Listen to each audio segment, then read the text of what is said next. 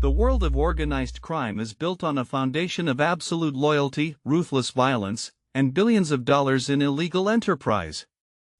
For decades, the leaders of these massive criminal syndicates seemed completely untouchable, ruling their empires with iron fists while evading the grasp of law enforcement.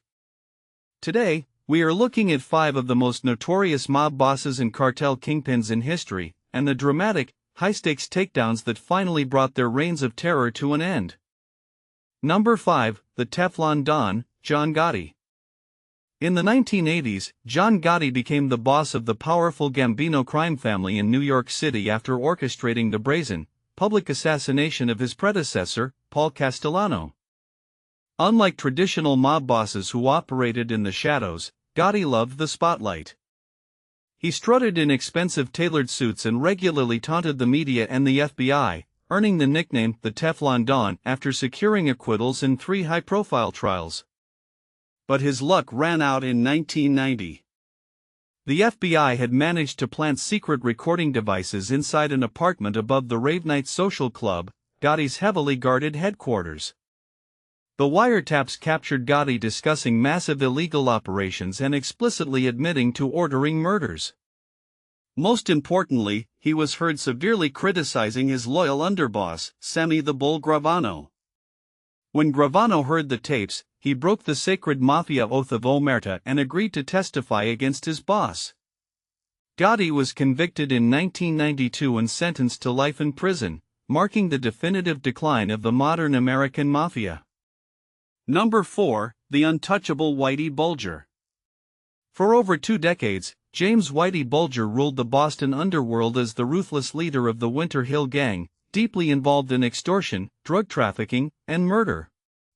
What made Bulger seem truly invincible was his dark secret: he was simultaneously working as a highly protected informant for the FBI, providing information on the rival Italian mafia while the FBI actively shielded him from prosecution. When honest investigators finally began closing in on him in 1994, his corrupt FBI handler tipped him off, allowing Bulger to flee. He remained a fugitive for 16 long years, eventually landing on the FBI's 10 most wanted list. The massive manhunt finally ended in 2011, when a brilliant public awareness campaign focused on his longtime girlfriend, Catherine Gregg. The campaign paid off when a former neighbor recognized her in Santa Monica, California. The FBI swooped in and arrested the 81-year-old mobster without incident, bringing an end to one of the most shameful and complex chapters in the history of American law enforcement. Number 3, the legendary Al Capone. During the Prohibition era of the 1920s, Al Capone built a massive, violently enforced criminal empire in Chicago, generating millions of dollars from illegal bootlegging, gambling, and prostitution. He was the most famous gangster in the world, brutally eliminating his rivals, most notoriously in the Valentine's Day Massacre of 1929. Despite knowing exactly who he was and what he did, local police and federal agents could never tie him directly to the murders or the bootlegging. Frustrated by his seemingly impenetrable armor, the federal government assigned a team from the Treasury Department to investigate his finances. By meticulously tracing his lavish lifestyle and securing the testimony of a key associate, they proved that Capone had massive amounts of undeclared income. In 1931, the man who was arguably the most violent and powerful gangster in America was finally brought down, not for murder or racketeering, but for federal tax evasion, leading to an 11-year sentence in the notorious Alcatraz prison. Number 2, the dramatic capture of Joaquin El Chapo Guzman. As the head of the brutal Sinaloa cartel, El Chapo was the most powerful drug trafficker in the world, responsible for smuggling massive quantities of narcotics into the United States. He was notoriously difficult to catch, employing a vast network of heavily armed enforcers and highly sophisticated escape tunnels. He even famously escaped from Mexican maximum security prisons twice, once hidden in a laundry cart, and later through a mile-long tunnel dug directly beneath his shower. After his second brazen escape in 2015, the manhunt intensified. In a bizarre twist of fate, El Chapo's own hubris led to his downfall. He secretly reached out to Hollywood actors to produce a biographical film about his life.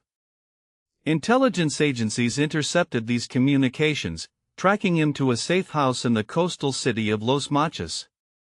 In January 2016, Mexican Marines launched a massive, deadly raid on the compound.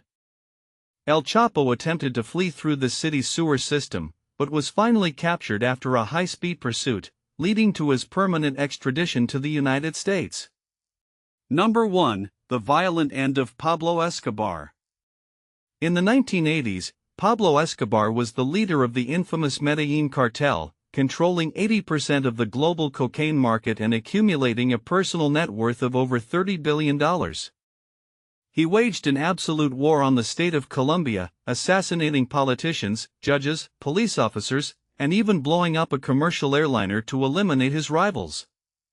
After surrendering to the government on his own terms and living in a luxurious, custom-built prison called La Catedral, Escobar simply walked out when authorities tried to move him to a standard facility. This sparked a massive, 16-month manhunt involving the Colombian military, the USDA, the CIA, and a ruthless vigilante group known as Los Peeps. The walls rapidly closed in on his empire. On December 2, 1993, using advanced radio triangulation technology, authorities traced a phone call Escobar made to his son. They cornered him in a middle-class neighborhood in Medellin. After a chaotic gun battle, the most feared and wealthy drug lord in history was shot and killed while attempting to flee across the rooftops, definitively ending the reign of the king of cocaine.